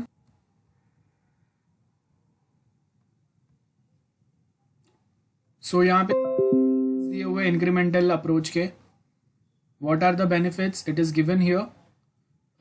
Feedback early stage पे मिलेगा, शॉर्टर डेवलपमेंट थ्रेशोल्ड रहेंगे, user gets some benefits earlier, project में पुट असाइड टेम्पररीली अगर नहीं ज़रूरत है, then reduce is gold plating, मतलब जो ज़रूरत नहीं है वो फालतू के शो शाइनिंग नहीं करने, उसमें ज़रूरत से ज़्यादा कुछ काम की चीज़ें नहीं है उसको ऐड नहीं करना है, जो काम की चीज़ें उस पर फोकस करो डायरेक्टली। ये हम लोग का मेन काम रहेगा यहाँ पे। डिसएडवांटेज क्या है, बहुत बार पैसा ज़्यादा यहाँ पे हो सकता है कि हम लोगों का जो सोचा था उससे ज़्यादा हो गया। सॉफ्टवेयर ब्रेकेज हो सकता है, मतलब बहुत छोटे छोटे पार्ट में हम लोगों ने बनाया तो हम लोगों को एग्जैक्टली पता नहीं चला कि अभी सॉफ्टवेयर में और कहाँ पे क्या क्या ऐड करना है, या ज़रूरत से ज़्यादा ऐड हो गया। ऐसे बहुत सारे प्रॉब्लम्स हो सकते हैं हम लोगों के यहाँ पे। ओके, एडवांटेजेस दिए हुए हैं यहाँ पे, आपको देख लेना एक बार। Overview of incremental plan. तो इंक्रीमेंटल प्लान मैंने क्या बोला कि हम लोग के पास यहाँ पे एक स्टूडेंट मॉड्यूल है। स्टूडेंट मॉड्यूल में हम लोगों ने स्टार्टिंग में एडमिशन पार्ट ऐड किया, और वो एडमिशन कौन हैंडल करेगा, ऑफिस स्टाफ। इसके लिए हम लोगों ने ऑफिस स्टाफ में उतने से फंक्शन बनाए जो स्टूडेंट के एडमिशन्स हैंडल कर सके। देन स्टूडेंट के एडमिशन्स, किसको एडमिशन देना है, कभी एडमिशन देना है, वो नेक्स्ट सेम में प्रमोट होगा नहीं होगा, ये सब काम कौन करता है, प्रोफेसर्स। तो हम लोगों ने स्टूडेंट एंड ऑफिस स्टाफ के साथ कोऑर्डिनेट कौन करेगा, प्रोफेसर। तो वो एडमिशन रिलेटेड फंक्शंस हम लोगों ने स्टूडेंट प्रोफेसर वाले मॉड्यूल में ऐड किए। बाद में अभी हम लोग रिजल्ट वाला मॉड्यूल ऐड कर रहे हैं। मतलब क्या हो गया, एग्जिस्टिंग मॉड्यूल के अंदर स्टार्टिंग में जो फंक्शंस थे उसमें हम लोगों ने और कुछ नए फंक्शंस ऐड किए, इंक्रीमेंट किए। सो यहाँ पे हम लोग वही बता रहे हैं कि आइडियली जब हम लोग इंक्रीमेंटल अप्रोच फॉलो करते हैं तो कितना इंक्रीमेंट करना है वो कैसे पता चलेगा। तो इंक्रीमेंट कितना होगा, 1 to 5% of the total project, जिससे आपका रिस्क जो है वो मिनिमम रहेगा। अगर आपने 1 to 5% से अगर ज़्यादा ऐड कर दिया और वो अगर पास नहीं हुआ या वो आपके यूजर्स को पसंद नहीं आया, then that creates a problem. उसके आगे क्या बोला है, non computer steps should be included. Ideal if the steps takes 1 month और less, no more than 3 months are required. जब भी आपको एक न्यू इंक्रीमेंट ला रहे हैं, बिकॉज अगर बहुत ज़्यादा टाइम अगर इंक्रीमेंट में चले गया तो आप जब मार्केट में लॉन्च करेंगे उसको, तो उसका इम्पैक्ट जो है वो पूरा ख़त्म हो जाएगा। यूज़र्स जो ईगरली उसके लिए वेट कर रहे थे उनका ईगरनेस कम हो जाएगा, एक्साइटमेंट कम हो जाएगा, और मार्केट में वो जितना टफली वो हिट करना चाहिए मार्केट को, वो उतना टफली हिट नहीं कर पाएगा, तो वो फेलियर कंसिडर हो जाएगा। सो इसके लिए आपको ये देखना है इंक्रीमेंटल प्लान। रिमेंबर, बहुत सिंपल वे में बताता हूं मैं। आपका टोटल प्रोजेक्ट में जैसे आप देखो कि फेसबुक हम लोग लेते हैं एग्जांपल, इंस्टा, फेसबुक, व्हाट्सएप, जो तीनों साथ में काम करता है। अब ये तीनों पे हम लोग जब कभी कोई फंक्शंस अपडेट देखते हैं, जैसे देखो स्टेटस अपडेट आया था, तो स्टेटस अपडेट आपको तीनों पे साथ में मिला, थोड़ा थोड़ा कुछ डिफरेंस से मिला रहेगा लेकिन तीनों पे साथ में मिला। तो वो हम लोगों ने क्या देखा कि जब कभी हम लोग फेसबुक पे, व्हाट्सएप पे या इंस्टा पे कुछ अपडेट्स जब कंपनी डालते हैं ना, तो वो एग्जिस्टिंग फंक्शंस में 1 to 5% का ही मॉडिफिकेशन या चेंजेस करते हैं, बिकॉज दे ऑल्सो नो कि एक लिमिट से ज्यादा अगर हम लोगों ने इंक्रीमेंट कर दिया एग्जिस्टिंग प्रोजेक्ट के अंदर, then that might create a huge confusions for our users, existing users who are very much comfortable with what they have right now.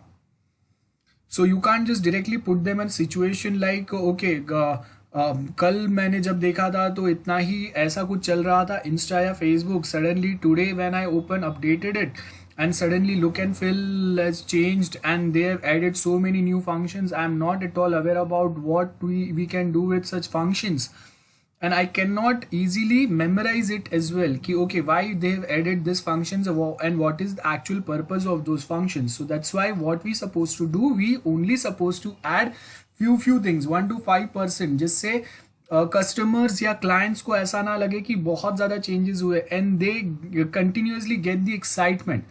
हम लोग आज के टाइम पे बहुत इजीली बोर हो जाते हैं कुछ भी नए टेक्नोलॉजी यूज़ करते करते. आप देखो कि आप व्हाट्सएप पे अगर बहुत टाइम तक अगर आपको कोई न्यू अपडेट्स नहीं मिलेंगे ना, आप बहुत इजीली बोर हो जाएंगे कि यार कब से मैं यूज़ कर रहा हूँ, यही फंक्शंस चल रहे हैं, अभी मुझे वो यूज़ करने का मन नहीं है, मूड नहीं है. तो ये क्या हो गया, ये आपका एक प्रॉब्लम हो गया कि आपने पहले देखा था कि ओके इतना चीज़ें हैं, इतने चीज़ें हो रहे हैं, इतने ही हो रहे हैं, और अभी उसमें कुछ नए अपडेट्स नहीं आ रहे हैं, तो दूसरा कोई कंपनी उससे बेटर अपडेट्स लेके आया, तो अभी हम लोग उसके साइड पे स्विच हो गए. तो जब हम लोग उसके साइड पे स्विच हो गए तो ड्रॉबैक क्या हो गया कि अभी आपके पास उससे बेटर फंक्शंस कोई दूसरा प्रोवाइड कर रहा है, तो आपको वहां पे नए चीजें मिल गए, आप एक्साइटेड हो गए, आप वो यूज करने लगे, आपका इसका मार्केट वैल्यू गिर गया. तो इंक्रीमेंटल अप्रोच कंटिन्यूअसली अपने यूजर्स को अपने साथ बाइंड करके रखने के लिए, उनका कंटिन्यूअसली वो एक्साइटमेंट बने रहने के लिए भी हम लोग यूज करते हैं कि after every 1-2 months update something new. लोग भी उसको यूज करेंगे, हम लोग को पता चलेगा उनको पसंद आ रहा है नहीं आ रहा है, और एक एक्साइटमेंट बना रहेगा. अगर हम लोग ऐसा नहीं करेंगे तो उसका ड्रॉबैक क्या होगा कि थोड़े टाइम में वो बोर हो जाएंगे और फिर वो कोई दूसरा ऑल्टरनेटिव फाइंड कर लेंगे, और वो वहां पे अब हमारे सारे कस्टमर्स चले गए तो हम लोग की तो बैंड बच गई. तो ये ड्रॉबैक होता है. तो इसके लिए रिस्क आपका 1 to 5% में आपका रिस्क भी कम हो गया, क्योंकि आपने अगर कुछ नया चीज ऐड किया है, वो अगर आपके कस्टमर्स को पसंद नहीं आया ना, तो आप वो अपने कस्टमर्स के पास से वो देख सकते हैं कि चलो ये पसंद नहीं आया तो हम लोग और कुछ देखते हैं, ये पसंद नहीं आया तो हम लोग और कुछ देखते हैं. तो आपके कस्टमर्स जो है ना वो आपके साथ बाइंडिंग रहेंगे, और अगर उनको ये पसंद नहीं आया तो आपका भी लॉस ज़्यादा नहीं होगा, क्योंकि वो सिर्फ 1 to 5% था. आप नेक्स्ट टाइम कुछ और ऐड कर दे जो उनको ज़्यादा पसंद आएगा. तो ये पैटर्न हो सकता है. Anyone, any doubt about this?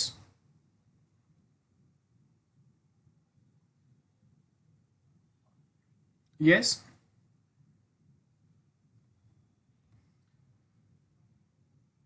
So, क्या फंक्शंस ऐड करेंगे? जैसे मैंने आपको यहाँ पे बताया कि हम लोगों के पास कॉलेज प्रोजेक्ट है जिसमें स्टूडेंट मॉड्यूल है, प्रोफेसर मॉड्यूल है, प्रिंसिपल है और ऑफिस स्टाफ है.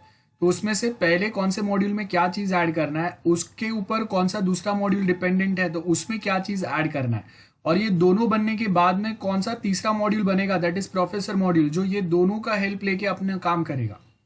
और ये 3 बनने के बाद में लास्ट में प्रिंसिपल मॉड्यूल आएंगे जो ये सारी चीज़ों को मॉनिटर करेंगे. सो यहाँ पे exactly similar way in this PDF we basically try to represent this only कि जब हम लोग इंक्रीमेंटल अप्रोच फॉलो कर रहे हैं तो आपको क्या चीज इंक्रीमेंट करना है, कहाँ पे इंक्रीमेंट करना है, कैसे इंक्रीमेंट करना है. ये कैसे पता चलेगा? ये पता चलेगा with the help of value to cost ratio. और ये वैल्यू टू कॉस्ट रेशियो जो है ना, ये हम लोग 1 to 10 वैल्यू, ये 1 to 10 नंबर में हम लोग वैल्यू टू कॉस्ट रेशियो निकालते हैं. वैल्यू का रेशियो जो होता है आपका स्कोर कार्ड जो होता है 1 to 10 होता है. अगर वैल्यू मेरा 10 है मतलब हाईएस्ट वैल्यू है, वैल्यू मेरा 1 है मतलब लीस्ट वैल्यू है, और उसके बीच में कहीं पे आता है मतलब मीडियम वैल्यू है. कस्टमर पॉइंट ऑफ व्यू से कोई एक समझो कि कोई एक फंक्शन अगर मैं ऐड कर रहा हूं तो कस्टमर पॉइंट ऑफ व्यू से उसका वैल्यू कितना है कस्टमर के लिए, वो वैल्यू हम लोग यहाँ पे कैलकुलेट करते हैं, और जिसके लिए कस्टमर का वैल्यू हाईएस्ट है ना उसके ऊपर हम लोग ज्यादा एम्फसाइज करेंगे. सेम वे जब अगर हम लोग कॉस्ट की बात करते हैं ना, तो कस्टमर के लिए जिसका वैल्यू ज्यादा है वो डेवलप करने में डेवलपर का कॉस्ट, डेवलपर के कितने एफर्ट्स जाएंगे, उसका कितना टाइम इन्वेस्ट होगा, उसको कितने टीम मेंबर्स लगेंगे ये डेवलप करने के लिए, ये फैक्टर्स पे हम लोग फोकस करते हैं. लाइक यहाँ पे अगर आप देखेंगे, लेट्स टेक एग्जाम्पल, हम लोग अगर ओला या उबर यूज करते हैं, यहाँ पे आप देखो कि अगर मैं यहाँ पे ओला ओला, अगर मैं यहाँ पे ओला कैब अगर यूज कर रहा हूं, तो अब ये ओला कैब यूज करने के लिए सबसे इंपॉर्टेंट अगर आप देखेंगे ना, तो मुझे क्या है यहाँ पे वो मुझे करंट लोकेशन भी बताता है, बराबर है। करंट लोकेशन मेरा कौन सा है, अगर मैं कैब अगर सर्च कर रहा हूं तो मेरा करंट लोकेशन क्या है। सपोज इफ आई से Borivali is my current location,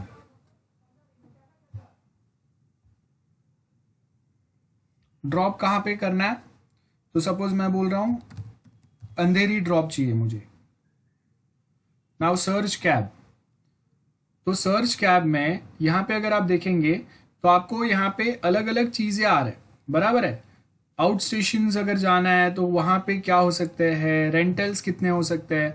मैं लॉग इन करूंगा तो उसके साथ में आपको और बहुत सारे पॉइंट्स आएंगे। सेम वे आप देखो कि अगर मैं ये सेम पैटर्न अगर मैं उबर पे भी डालता हूं, तो उबर पे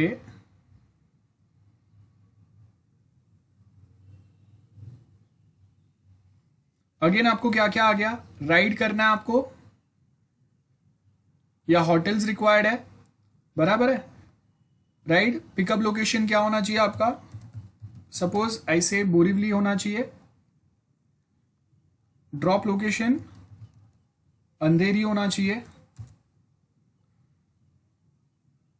और यहां पे देखो ये वाला पार्ट, अब जब हम लोग मोबाइल से ओला एक्सेस करते हैं ना, तो आपको बताता है कि आपके आजू बाजू में नियर बाई कितने डिस्टेंस पे ये मैप बताता है। अब ये मैप जो है ना, ये मेरे लिए काम का है दोनों में, वेदर वी टॉक अबाउट उबर और वेदर वी टॉक अबाउट ओला।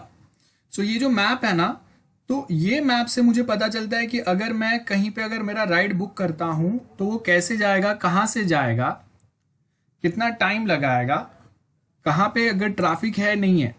अब यहां पे देखो कि ये जो मैप्स दिखते हैं ना, ये मैप्स का मेरे लिए बहुत ज्यादा वैल्यू है। मैं यहां से यहां तक जाऊंगा, अब मैं अगर अपने पेरेंट्स के लिए भी राइड बुक कर रहा हूं ना, तो ये मैप मेरे मोबाइल में हमेशा ओपन रहेगा, जिससे मुझे कंटिन्यूअसली उनको ट्रैक करने में ईजी पड़ेगा। अगर मैं अपनी सिस्टर के लिए अगर एक राइड बुक कर रहा हूँ, सपोज रात को वो कोई आ रहा है, तो अभी मुझे कंटिन्यूअसली यहाँ पे ट्रैक करने में हेल्प होगा कि वो टैक्सी कहाँ जा रहा है, कितने टाइम में आ रहा है, अगर कहीं पे रुका है तो कितने टाइम रुका है, अभी तक आगे क्यों नहीं पहुंच रहा है। ये सारे पॉइंट्स हम लोग को पता चलेंगे। दैट मीन्स कि हम लोग जो भी एप्लीकेशन यूज कर रहे हैं उसमें सबसे इंपॉर्टेंट कस्टमर के लिए जो वैल्यू है, अगर कोई एक पेरेंट्स अगर राइड बुक कर रहे हैं तो उनके लिए हाईएस्ट वैल्यू जो होगा ना, वो ये गूगल मैप का होगा। चाहे वी टॉक अबाउट ओला या और वी टॉक अबाउट उबर, कि आपका राइड कहाँ पे है, कितने टाइम में आ रहा है, अगर आप राइड में ही बैठे हो तो कितने टाइम में वो आपको डेस्टिनेशन पे पहुंचाएगा, इसका बराबर है। नाउ यहां पे अगर आप देखेंगे कि अगर मैं ओला या उबर की बात करता हूं तो कस्टमर के लिए उसका जो वैल्यू है ना, वो हाईएस्ट है। मतलब कस्टमर के लिए गूगल मैप जो ओला या एंड उबर में जो गूगल मैप हम लोग यूज कर रहे हैं, वो गूगल मैप का कस्टमर के लिए वैल्यू हाईएस्ट है, दैट इज 10 है। और डेवलपर जो है वो गूगल मैप के एपीआई सिर्फ लिंक कर रहा है, वो मैप खुद से नहीं बना रहा है। यहां पे आपको ये जो मैप्स दिख रहे हैं ये गूगल मैप है। सो उबर ने क्या किया है, गूगल मैप के एपीआई लिंक कर दिए। आपको यहां पे search and source and destination location बोला, गूगल मैप के ऊपर वो सोर्स एंड डेस्टिनेशन लोकेशन आ रहा है। तो ये गूगल मैप के ऊपर जो थोड़ा कुछ ड्रॉ करके आ रहा है ना, ये मेहनत उबर ने की है। बाकी मैप्स बनाने का, लाइव ट्रैकिंग जो चलता है वो जीपीएस के थ्रू चलता है, ये सब काम उबर का नहीं है। मतलब डेवलपमेंट कॉस्ट जो है उबर का वो बहुत कम है। वो 5 छोड़ो 2 या 3 के आजू बाजू में, 2 पकड़ लो, चलो थोड़ा कुछ डेवलपमेंट किया है, बाकी ज्यादा डेवलपमेंट नहीं किया। तो वैल्यू आप कुछ जब बनाते हैं ना, तो उसका वैल्यू कभी कभी कस्टमर के लिए हाईएस्ट होता है, लेकिन डेवलपमेंट कॉस्ट उसका बहुत कम रहता है। तो हम लोग इसका रेशियो निकालते हैं, V/C। जैसे वैल्यू सपोज जो मैंने अभी गूगल मैप का बोला, तो गूगल मैप का जो क्लाइंट है कस्टमर के लिए, गूगल मैप का ओला या उबर में वैल्यू जो है वो हाईएस्ट है। सपोज 9 वैल्यू है, बराबर है, ओला या उबर का जो हम लोग यूज कर रहे हैं। यहां पे देखो ये वाला पार्ट, और उसके सामने जो कॉस्ट, डेवलपमेंट कॉस्ट है वो सिर्फ 1 है। सो 9/1 रेशियो क्या है आपका, 9 आया। सो इट मीन्स कि अभी जब मैं डेवलप करूंगा तो ये नंबर्स, ये जो रेशियो वाले नंबर्स है, ये रेशियो वाले नंबर्स मुझे देखना है। ये रेशियो वाले नंबर्स जितने हाईएस्ट रहेंगे वो वाले पार्ट को मैं सबसे पहले अपने इंक्रीमेंटल अप्रोच में ऐड करूंगा, बिकॉज उसका वैल्यू कस्टमर के लिए सबसे ज्यादा है और मेरा डेवलपमेंट टाइम भी उसमें कम लगेगा। तो कस्टमर के पास कुछ तो बहुत इजीली मिल जाएगा उसको यूज करने के लिए, समझने के लिए, और मुझे उसको बताने के लिए भी इजी पड़ेगा। तो ये वे में जो भी फंक्शंस होते हैं वो फंक्शंस के हम लोग v/c रेशियो निकालते हैं, और जिसका और वो रेशियो का जिसका वैल्यू हाईएस्ट आता है, जैसे ये सेकंड आया, इसका वैल्यू इनफाइनाइट आया, मतलब ये फर्स्ट आ गया, तो सबसे पहले हम लोग ये वाला फर्स्ट वाला फंक्शन जो लास्ट में दिया है, प्रॉफिट बेस्ड पे फॉर मैनेजर्स, ये बनाएंगे। उसके बाद प्रॉफिट रिपोर्ट वाला पार्ट जो है ये हम लोग बनाएंगे। उसके बाद थर्ड कौन सा आया, रेशियो वाइज 2.25 वाला परचेसिंग प्लान। उसके बाद फोर्थ वाला एडहॉक इंक्वायरी आया, और लास्ट में ऑनलाइन डेटाबेस आया। तो एग्जैक्टली सिमिलर वे यहाँ पे भी अगर आप देखेंगे तो अगर मैं ओला या उबर पे आ रहा हूँ तो मैं ऑफकोर्स खाने के लिए नहीं आ रहा हूँ, खाने के लिए मेरे पास स्विगी जोमेटो बेस्ट ऑप्शन है। तो मैं मेनली अगर उबर पे आ रहा हूँ तो इसके लिए आ रहा हूँ, टू बुक अ राइड। तो ये उसका फर्स्ट पार्ट हो गया। ओला पे भी अगर मैं आ रहा हूँ तो मैं यहाँ पे जॉब ढूंढने नहीं आ रहा हूँ, जॉब ढूंढने भी कोई आते रहेंगे लेकिन वो अलग रहेंगे। ज्यादातर जो लोग आ रहे हैं वो किसके लिए आ रहे हैं, ये पार्ट के लिए आ रहे हैं। अब देखो यहां पे बाय कैश, ओके, या कोई दूसरे वे में अगर आपको पे करना है तो यहाँ पे उससे ज्यादा फंक्शंस अवेलेबल नहीं है, और ना भी हो तो मोस्ट ऑफ जो यूजर्स है ना वो या तो QR कोड से पे कर देते हैं या फिर वो पे करते हैं कैश में। तो QR कोड हम लोग को डेवलप नहीं करना पड़ रहा है, राइट। तो कस्टमर के लिए इसका वैल्यू ज्यादा नहीं है कि आप कैश से उसको पे करने दे रहे हो या QR कोड से पे करने दे रहे हो। Any which way it's fine with our customers. तो वो टाइम पे यहाँ पे उसका वैल्यू कम हो गया और मेरा डेवलपमेंट कॉस्ट भी इसका थोड़ा सा कम हो गया। हाँ, लेकिन अगर मल्टीपल टाइप के डेवलपमेंट मल्टीपल टाइप के पेमेंट्स है और साथ में डिस्काउंट्स भी देना है तो मेरा यहाँ पे डेवलपमेंट कॉस्ट जो है वो बहुत ज्यादा बढ़ जाएगा पेमेंट, क्योंकि सिक्योर भी रखना पड़ेगा। तो मेरा डेवलपमेंट कॉस्ट जो है पेमेंट सिस्टम बनाने के लिए, वो डेवलपमेंट कॉस्ट सपोज मेरा आता है 7 पे, लेकिन कस्टमर के लिए उसका वैल्यू जो है वो 5 पे ही है। तो उसका रेशियो निकाल के देखेंगे कि वो वाला फंक्शन जो है वो कौन से नंबर पे आ रहा है, और उसके हिसाब से हम लोगों का इंक्रीमेंटल डिलीवरी काम करेगा।